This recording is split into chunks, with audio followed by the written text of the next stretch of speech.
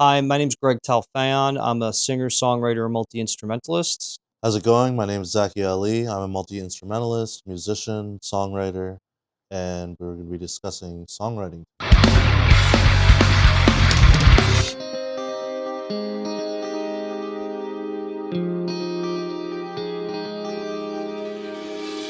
So songwriting to me, and it's many different things to many different people, but is literally the process of being inspired by something that you hear in your head and being able to basically convey that on an instrument and coming up with, the parts to the song and how to actually structure it together comes naturally from the inspiration that you get to actually create in the first place. So it's you letting your subconscious mind just take the kind of wheel and let it steer for you, but like it's going, you know where it's going before you even know where it's going. That's like the essence of songwriting to me. That's like the magic within it. And there's theory that you can use to reference to be able to make sure it's right, but for the most part, I never use that. You use it naturally. It's a byproduct of you creating, but in general, the essence of it is like that inspiration you get, that riff that you hear in your head, or that drum beat, that vocal line, whatever it may be, it's like it's driving you to actually create, and that's a beautiful thing. Yeah, I mean, when you're talking about essence, if you're talking about essentials of songwriting, then, first of all, the most important thing to consider is the fact that you said that there's so many different perspectives and approaches to songwriting, right? Like where you're getting that inspiration. And like, say for example, a producer can get an example from something that just sounds good, a cool sample, and decide to make a whole song off of that, right? But at the same time, like, what is it that's making the song a song, right? So I think when it comes down to talking about essentials or the essence of songwriting, it's really your chord progression melody, like it's like what's from a music standpoint, and then there's the songwriting from the lyrical standpoint, right? So like, we'll get into that in a minute, but I think the essence from a musician standpoint in terms of songwriting is the chord progression, the main melody, and how you utilize the two to build up and bring out the feeling of the melody, And I think it also ties into the composition versus the improvisation aspect of it. Whereas like a lot of the lightning in the bottle is captured from the improvisation that people will be noodling around on a guitar or messing around with a beat on a drum kit. Well, Chris will reference that Sweet Child of Mine, right? Guns N' Roses. I mean, it's a famous band. We're talking from our perspective, but obviously you can go and look these other bands up and how they write and like stories about them. It's fantastic. But Axl Rose heard him and told him to play it, and suggested that he play it, and it turned into, right, Chris, that's right, exactly what happened. That's it. A Whole Lotta Rosie, AC/DC, legendary band. Whole Lotta Rosie. Bon Scott was banging a big girl and had such a great time with her. He wrote a song about her called A Whole Lotta Rosie. I mean, it's one of their best songs ever. But like there's inspiration that leads like to songwriting. There's all kinds of inspiration. So like writing from theory versus feel. Yeah. I know you do both, and not a lot of people do both. So I mean, I don't think, defining it as feel and theory, like there's feel within theory, like, and there's theory referencing theory to your feel. I would think of theory more as like defining a guideline, what's happening, right? So like, because if you really talk about theory, this was brought up earlier when we were talking, where there's musicians out there that'll strictly do gigs where they're sight reading music, right? Well, those are and that's like a different players. kind of musician beast. You know what I mean? Like that's practice sight reading, like getting a sheet of paper out of nowhere and reading it and playing it note for note perfect. But someone that does that might not be the best at songwriting, or like forgetting those rules when it comes to, coming up with things, creativity. Right. But there's a feel aspect of it too, where like, dynamics. Yeah, of course. Dynamics, how quiet or how loud something is. Right. Like, if you could play the same drum beat with different dynamics, it'll be a completely different drum beat. Absolutely, right. So it's like, you know, like lo-fi drum parts where it's like you hear like it in the background. It's like a radio kind of sound, and then it goes right. So that part is a whole part right there. The timbre and then of when the it comes in, it's a full band playing. Like it's a full drum beat. That's 2 parts right there. I mean, chorus, and that's dynamics too. And you're talking about feel within the complexity of the song dynamics. Like meaning just like playing at a lower volume versus playing at a louder volume, like really like falsetto. Okay, I can explain it. Mezzo forte. If I explain it, there's that too, dynamics. But then if I explain it from like a music theory standpoint, as far as, you're thinking about composition and composition chord structure, right? Two ways. You have a chord progression, like 4 chords, whatever it is. But if you're on a piano, like, okay, by theory rules, a chord is made up of the root note, the third, and the fifth, right? Yeah. The root note determines what the chord is, whether it's an A chord or G chord or B chord, whatever. And then the third determines whether it's a major chord or minor chord, depending on whether it's a major third or minor third. Right. Which on its own has a completely different feel. Then there's the fifth, which kind of just reinforces the chord, right? So now you have these chords, and for example, there's these things called inversions. And inversions, like, say I have the root, the third, and the fifth, right? And I'm playing it on those lower, I'm gonna face this way, lower part of the piano, root, third, fifth, right? Now I could take the root note and move it up an octave. So now the third is in the bass as the lowest note, the third, fifth, and then the root note is there. But all I'm doing, I'm playing the same 3 notes, but I'm playing the first inversion of whatever chord this is now, right? So by doing that, if I'm playing one chord here and the next chord in the chord progression is right here, I can focus the melodic range that the chords are sitting in so that they're far enough away from the melody to create space and create feel, right? So like, that's like utilizing theory to maximize the feel I'm getting out of it. I got you. You know what I mean? So there's, I guess to say that they're even 2 different things is like, it's the language of the thing. Right. It's, if I understand, like, I could come up with a song with chord inversions and just not define it and not have anything to do with theory, and it'll sound great. That's what I'm saying to your point, and to everybody's understanding of who doesn't know theory, which is probably most people, the way when it comes to songwriting. Because you know your instrument, you may theoretically know scales, and I know drum rudiments, right? But like, I don't know how to read guitar music, and I know A, B, D, but like the basics. I write from feeling in my ear. And I think a lot of people out there write that way. And, it just happens to work out because I am astute enough to know and deduce, okay, this sounds like crap. Like, that's not a sour note. You could tell when something's sour and it doesn't work out. So you could feel your way through that and not have any reference and really struggle. Or I implore you to learn music theory in a way where it does help you get your songwriting done faster.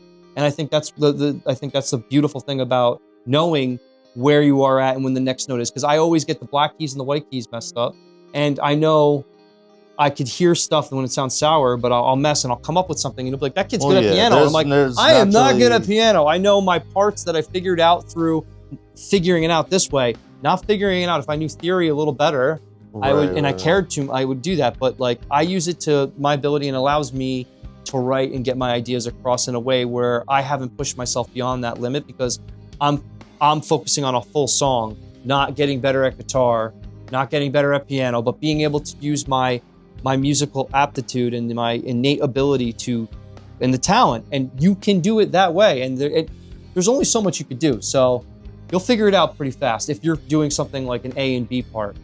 But what you can use music theory for is it's a beautiful thing, because you can actually predict where it's going to go next. And not have to try to figure that out on your own by your ear. It can help you predict where you're going next. Exactly. But exactly. Another thing is also like, there's feel versus writing with music theory. Like, there's what I said earlier with the improvisational aspect versus the compositional aspect, right? Like, feel could be like writing this one part and then doing this line over it. And and not using any theory to define it or anything. Mm-hmm. But then because of the tone of it, like you'll like come up with something different, right? Like it's just a different timbre. It's like it's sitting in a different frequency range. It sounds nice. And so, you know, like I guess like there's that communal sort of improvisational aspect to it that makes it art. I have friends that go, "Oh man, I made a reggae song," and it's like, "Cool, man. Did you write that to like just to make a reggae song, or did you write it because that's the way it came out?" And most of the time, they try to write a reggae song, or they try to write like a Rage Against the Machine song, or they try to write like this song or that song. And don't try to do that to yourself, because what you end up doing is writing the crappy version of the good band that you're listening to. You're never gonna do it as good as the band. Never gonna do it. Yeah. But write something that comes from your just writing, and that's gonna be what it is. And that's the best thing. I think that answers the first question. What it asks us in songwriting. And I should have said that from the beginning. It is so important. Like, and it comes from somebody that's not like drumming. I'm the most technically, inclined, but when it comes to guitar and bass, I can get away with what I need to. But just doing what you hear and feel and what's right. And that's what it is. Oh, this happens to be alternative rock, or it sounds, it sounds reggae, but I didn't mean to write a reggae song. I just happened to use elements, and I didn't try to do that. The more you try to do something, and this is the other thing, if you don't have theoretical background, you're gonna come out with crappy music. It's gonna be the B crappy version of the band that you're trying to emulate. Yes and no. Like there's producers that don't know any theory. That sounds great. The thing is, but seriously, regardless of whether you know theory or not, it seems like to get from point A to B, the B is in the finished song. Don't pigeonhole yourself. It's right. You need to keep moving. You have to almost like push through all the obstacles that are stopping you from getting it done in the first place. But now think of it this way. We're talking about producer versus songwriter being in a band. No, like a instrumentalist or right. So from a production standpoint, it's like, all right, this band is in here for a session. We're writing. They're writing something from scratch, writing in the studio, right? And I got to make sure there's an A section, B section. Like all the processes that I'm doing that are involved here involve a certain amount of time, and I'm gonna do it a certain way, and then I know that this part of the process is done. It's like almost like a very step-by-step organized way of approaching it, right? So that might not be the case if you're in a room with a band, where it's like, the idea of getting the song done is there, but you might not be looking for the right sounds for the instrumentation at the time, or whatever it is. But like, there's aspects of the production where like a certain tone of like a keyboard patch or a guitar tone will inspire something completely different. Right. And I guess that's the studio magic, the beauty of that as well. You know, like at the end of the day, it's just like, all right, you're gonna have X, Y, Z, but you gotta just push through and make sure you're getting somewhat of a song. It's like you come up with an intro. That intro is like the loud version of the verse, which the verse is like, it's open, like you have a riff. We're gonna give you an example too. We have to be doing this because that's gonna give the best idea of what we're talking about. But it could be like that's the intro, right? And then there's like the second part of that, there's like a lead part, and then all of a sudden, this is something you're coming up with on the spot. Right. This is what I'm talking about. I'm being able to do this on the spot right now because I've done it so many times. But like I have this idea and and then it goes and then it comes into the verse and it's palm muted. That's the only difference. It's played open in the beginning and it's palm muted. And then that it's palm muted and then that lead part comes back into the second half and then it goes into some of the notes that are here within that lead part or that arpeggiatic part will be the pre-chorus. And then it will go into a chorus, which will be more notes within that pocket of notes that you're playing. So see, what's so great about this is that you're such an amazing drummer that regardless of even knowing what the notes are, you already have an idea of exactly what the song is going to be based on the feel and the dynamics of it. Palm muted versus open versus, but you're structurally thinking of this as a drummer and like, you're being a drummer helps amazing composition. Majorly. Right. But if you're not a drummer, and you're coming up with this, you still have some good stuff. So what I would say is use like drum sampling or get with a drummer because I think that's a root topic here is like, well, so okay, check playing this with out. a drummer will Check this help out. you majorly in your So when songwriting. yes, but take a step back from even Okay. that. You don't have to play drums. You don't have to. When I took a class called music counterpoint, and it was understanding. So it was a classical study, right? Like, and if you're studying music composition or classical music, you'll go through this where it's the main line, I guess, or a melody is called a cantus firmus. Yeah. And then based on that, based on what species counterpoint it is, there's a certain set of rules that you'll have to follow that you can input notes. You have to input the notes, and like on beat one, you can only have an octave, and then on the upbeats, you could have dissonant notes, and so depending on the species counterpoint. So there's a whole set of rules where you have this cantus firmus, and you can write out a whole harmony to it, and not even know what the harmony sounds like, but then you go listen to it on an instrument, and it's like, wow, like, and you just wrote something without even listening to it. But that's awesome. the thing, how many people know how to do that though? well, no, it's just a tool in theory. It's a right? great Like, tool if you know how to use it. Yeah. No. I had a point that was. Oh yeah. So you were talking about the rhythm earlier, and talking about the dynamics and the feel. So one thing that music counterpoint really emphasizes is the strong beats of the music, right? Like if you have 1, 2, 3, 4, 1, 2, 3, 4, it's knowing that the 1 and the 3 are the strong beats. Okay. Like always knowing that, regardless of what instrument you're on. So it's like 1, 2, 3, 4, 1. If you're playing a beat, where's the snare landing? On 3, right? Accents, right? 1, 2, 3, 4. Right. Use those strong beats to determine your accents, to build like pump in the music, to build predictability, a rhythm in the music. Yeah, like so there's aspects to like counterpoint and studying songwriting in that sense where it can teach you to like follow a certain set of rules as you're doing it. Like, see, naturally, I feel like you as a drummer would just know what sounds good because you're so experienced as a drummer. Yes. And so you'll just know that snare is on 3. Right. Like, And I think it's just gonna fall into place because you're that experienced. But to someone that's, like just approaching this for the first time, like that. I wouldn't, necessarily just the main goal is to stay away from pigeonholing yourself into like a corner where you're having writer's block. They can use drum loops though to really like understand the rest. I think without that, there's so many people doing that these days. They're being able to come up with songs because they're exploring that aspect of songwriting because they don't play drums. They're like, well, I'll let Easy Drummer do it, and they'll write a part to it, and then there's so many options. And that's the good part about drumming too. It's like there's only so many things you could do. I mean, different instruments, right? So like, as a multi-instrumentalist, I think, going back to the same thing I was saying about not pigeonholing yourself into a corner and keeping the writing flowing. If I'm feeling more inspired on drums one day, like, I'll almost feel like there's good days and bad days on drums. I'll just define it as that. Like, get behind a kit and it's like, oh wow, like I really feel like I'm exploring some unique chops today, like, or like maybe something happened earlier that like boosted your adrenaline. Sure. And now you're thinking a certain way that's making you play better. It could be something as simple as that. Yeah.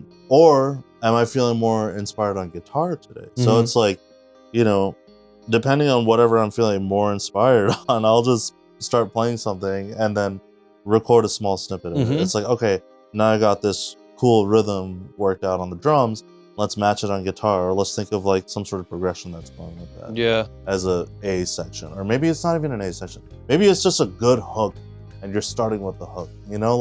Maybe you have this amazing chord progression. You're hearing this melody in your head. Yeah. I would start that with guitar. You know what I mean? So it's like you gotta just like kind of like think about, like, be in tune with yourself, and like it's like really, really understanding like your thoughts and inner. Yeah. Being to put like convey that on an instrument, and then like know that, okay, I'm not feeling this right now. With the goal of not pigeonholing yourself. Yeah. So it's like into getting songwriting. That's the other thing. The inspiring part about that's huge. Like I won't pick up a guitar because I don't really play guitar. I play drums all the time. But when I'm inspired, I pick it up and I write a song. And it's like, it's not about getting my chops down. It's about being able to write that song. And like, it's like, like I've been playing for every day. Like, and I write that song like I've been playing every day because it just came that naturally to me that I was inspired by it, and it allowed me to do that. So I guess running from the drummer standpoint, it's just coming up with a beat and being like, okay, now I have a rhythm. But I write from just like the acoustic guitar, and then I get a melody in my head for vocals, and then I come in, I see you, and I'm like, yo, I got to get on the drums and just see for the first time and see what's going to come up. And then I do it, and then all of a sudden I have my drum part down, and that's like everything.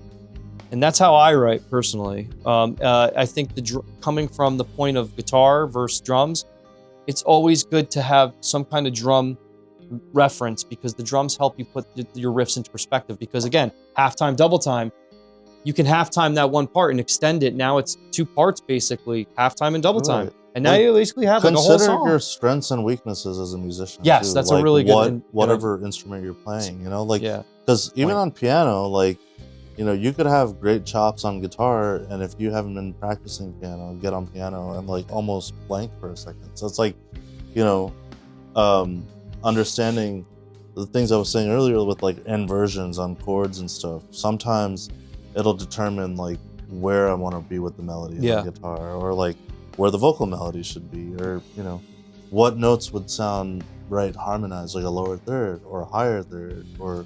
And if you didn't know higher third or lower third, you know, there's obviously you can look this stuff up, but literally just there's a inversion. You said inverse. So there's inversions of everything. So if you're going this way, right, left, right, there's left, right, left, right? So you're talking about inverted paradiddles. Well, inverted everything. You can invert some things. You have lower or higher. I mean, I was versions specifically talking about a thing with chords, but yes, there's inverted rudiments, drum rudiments as well. But the drum rudiments give you something. A different feel. Yeah, they give you a different feel to that riff. They give you duality, right? Yeah. So like you get, there's the yin and the yang, right? So like use them to your advantage, because if you're doing it this way, you could do it this way too, right? If you could do it double time, you could do it half time. Right? Just keep the options open to whatever sounds good. Right. And just write for yourself. Don't write to try to be like anybody else. And if you do, I mean, it's a good place to start, but don't end up there, because that's not going to be your originality. Your originality is going to come up with like, I came up with this. Oh, it happens to sound like this. But once you start trying to do it, that's when I don't know. From all my experience with all the musicians since playing since 14 years old, it's been the guys that just come up with it right from here. And that's what it is. I happen to be in a metal band because that guy was writing metal songs, and that's what happened. How do you know when the song is done? Okay, so I think a big part of that comes down to what kind of song you're writing, genre. I think there's an aspect of defining the song you're writing versus not having a definition to it that could take away from the creativity. But, you know, it's like I was saying, is it a progressive metal song where there's like all these different parts for like 10 minutes and you're trying to convey some sort of message? Are you writing to lyrics? You know, that could be a completely different thing. So it's like, how do you know a song is done? How do you know it's not done? It could be a grunge kind of song where, you know, it's like loose, like messy sounding on purpose. Or it could be extremely polished and technical, and every harmony could be worked out on every instrument.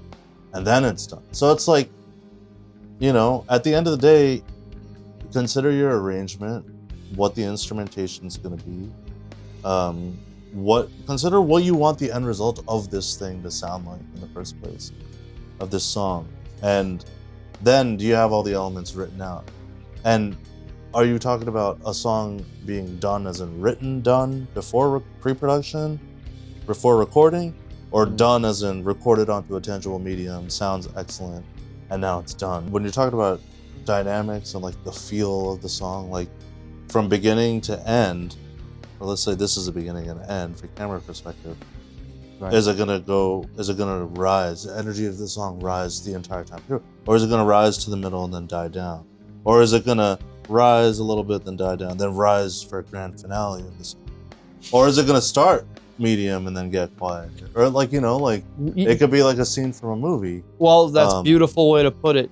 I think generally though, the song is what it is, and that's what it's going to be. So like, you're like, oh, but if you're going for that and you have that reference point, like, oh, I want to make it go here and here. Right. That's cool. I've never written like that personally. It was that for you know, Right. and we were trying to get it. Oh, look what it's becoming. Oh, it is doing this and this and this as you're writing it, you know? So it literally, again, it really unfolds as you create. Whatever you're playing, guitar, bass, drum, link up with another person that actually can add to what you're doing. Either, I would say if you're a guitarist, get a drummer. If you're a drummer, get a guitarist, and you don't play.